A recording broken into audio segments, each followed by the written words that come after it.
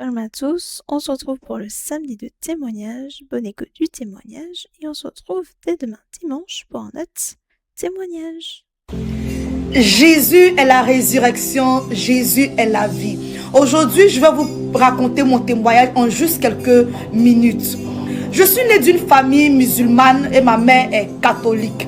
Donc depuis petite, nous avons fêté la fête de Tabaski, Ramadan, Noël, la Pâque européenne. Nous avons grandi œcuménique. Et quand j'ai grandi, je ne savais pas quelle religion réellement pratiquer. Est-ce la religion de mon père ou la religion de ma mère? J'étais un peu tiraillée entre les deux côtés. Et je cherchais en moi la vérité. Où était la vérité? Et à plusieurs reprises, je corrigeais même des chrétiens. Je disais, pourquoi vous dites que Jésus est Dieu? Jésus n'est pas Dieu, qu'il se faisait baptiser. Il y a une voix qui s'est fait entendre du ciel, a dit, celui-ci est mon fils bien-aimé en qui j'ai mis toute mon affection. Donc si vous dites qu'il est Dieu, qui parlait en haut là-bas? J'étais très confuse.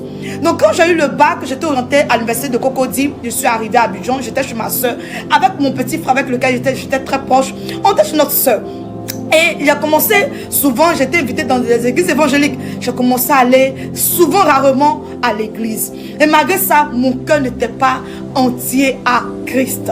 Et je demandais à Dieu de se révéler à moi. Je demandais la vérité. Je parlais à Dieu. Donc les prières de 13 heures dans l'islam, je les avais remplacées par mes propres prières. Donc chaque 13 heures, je priais.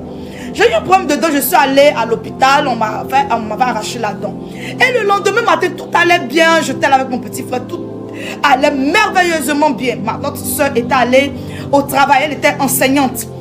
À midi, quand elle est revenue, je lui ai simplement demandé un verre d'eau, j'étais assise parce qu'elle était arrivée pour qu'on puisse échanger un peu. Et tout s'est passé en quelques minutes. Quand je lui ai demandé le verre d'eau, elle m'a donné le verre d'eau. Quand j'ai commencé, j'ai attrapé le verre. Subitement, le verre pesait dans ma main.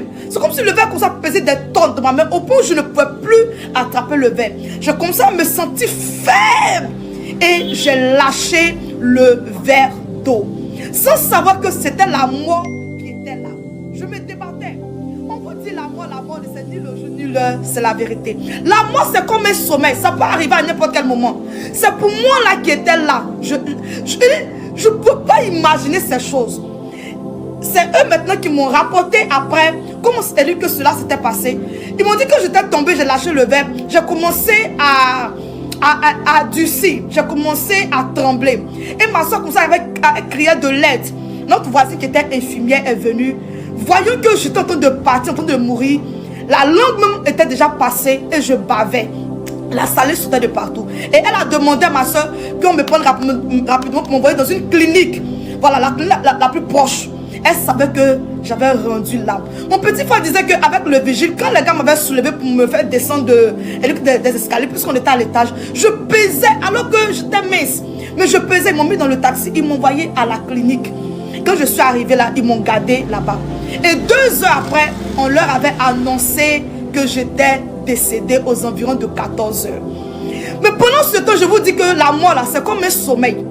Pendant ce temps, mes prières de 13 heures que je faisais là, de l'islam là, que je pratiquais et j'avais remplacé ça en des prières neutres. Je me suis vue dans un endroit, mais c'était comme, j'étais sur une piste. Il y avait des herbes à gauche, à droite, mais ces herbes là, en réalité, je ne les ai jamais vues. Et c'était comme, il y avait un véhicule qui venait. Je ne vois pas le véhicule, mais je voyais la lumière. Plus le véhicule s'approchait de moi, plus la lumière grandissait. Plus la lumière grandissait. Mais quand la lumière s'est rapprochée de moi, j'ai compris que ce n'était pas un véhicule. Et il y a une voix, je vous dis, la voix s'est fait entendre du ciel. La voix avait rempli l'atmosphère. La voix avait saturé l'univers. Dans cette voix-là, il y avait comme des éclairs. Et vous voyez, quand on part à la mer, là, quand les grandes vagues là, tombent, là, c'est comme s'il y avait les vagues des grandes eaux dans sa voix. Et cette voix-là m'a dit, je suis Jésus. Ce n'est pas encore le moment. Va, je t'envoie parler de ma part. Et pendant que la voix me parlait, cette voix-là m'avait porté et déposé, mené dans un stade. Et je me voyais dans le stade avec la Bible en main. Au lieu de mon livre de droit civil, c'était ma Bible, la Bible qui était dans ma main. Et je prêchais Jésus. Je voyais le stade était plein, des Chinois, des Noirs, des Blancs. Et je leur prêchais Jésus. Donnez-vous bien à Jésus. Et je me suis réveillée. Quand je me suis réveillée, je me suis retrouvée dans une salle. En réalité, je vous dis en réalité, c'est à Yopougon, Maroc. Je ne dis pas le nom de la clinique en question. Je me suis réveillée à moitié nue. Il y avait un drap sur ma tête. Et j'ai enlevé le drap sur ma tête. Je vois qu'il n'y avait personne. Et subitement, je vois une dame qui est rentrée. La dame est sortie automatiquement. Après ça, il y a un monsieur qui est rentré. Il est sorti automatiquement. Et il y a un autre papa, je l'ai vu, qui avait porté les blousons des médecins là. Mais les autres, ils étaient en combinaison tout blanc. Aujourd'hui, comme je suis dans le circuit, je sais que ce sont des infirmiers ou des aides-soignants. Et quand le papa là est arrivé, il ne s'est pas approché de moi. Il m'a demandé, il dit, ça va?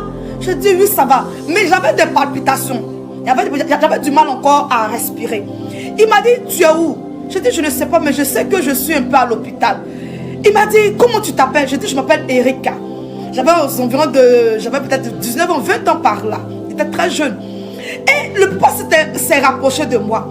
Il m'a dit, est-ce que tu sais que depuis 14 heures, tu avais rendu l'âme? J'ai dit, non. Elle dit que je ne crois pas. D'habitude, moi-même, j'aime rire. Il a fait signe au deuxième qui était sorti. Il dit, emmène le certificat. Quand l'autre envoie le certificat, il me l'a montré. Moi, franchement, dit de nature là, tant que je n'ai pas vu, je ne crois pas.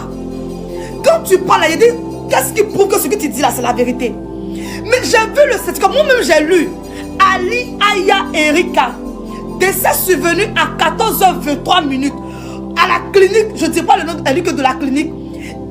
J'étais dépassée. Et le pape Eric me dit, le corbillard, je suis venu avec un corbillard, le corbillard est en bas.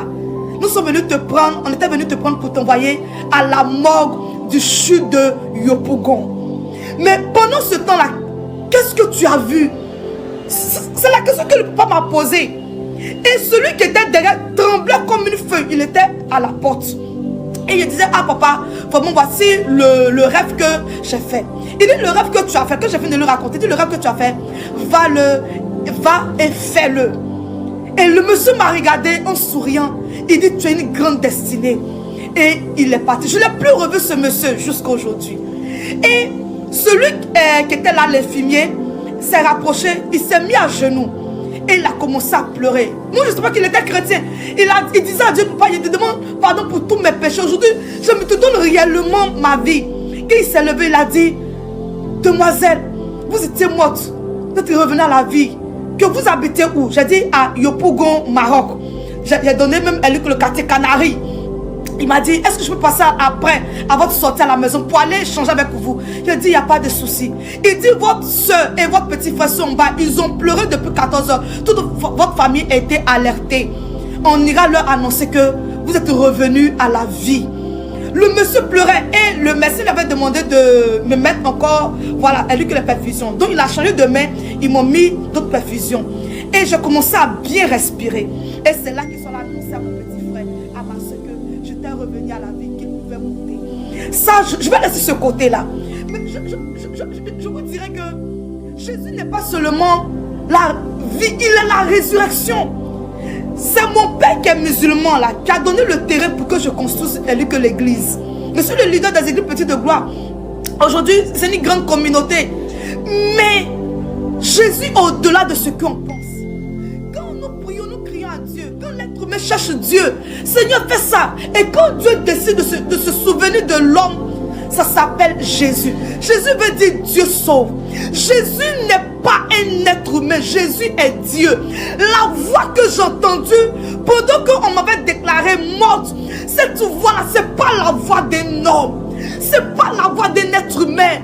C'est la voix de Dieu. D'autres ils ont vu Jésus. Moi, je ne l'ai pas vu. J'ai simplement entendu sa voix. C'est pas un être humain. Jésus est réel.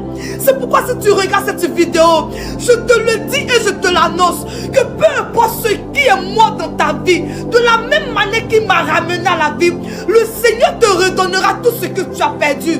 Ta destinée sera ramenée à la vie. Ce que tu as perdu sera ramené à la vie. Tout ce qui est mort dans ta vie sera ressuscité pour la gloire de son nom. Bien-aimé, donne ta vie à Jésus.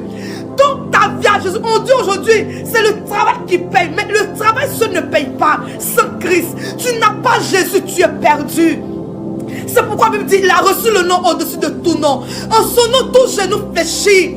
Parce que Jésus est Dieu. Il peut changer ton histoire comme il a changé mon histoire. Aujourd'hui, je dis Jésus est Dieu.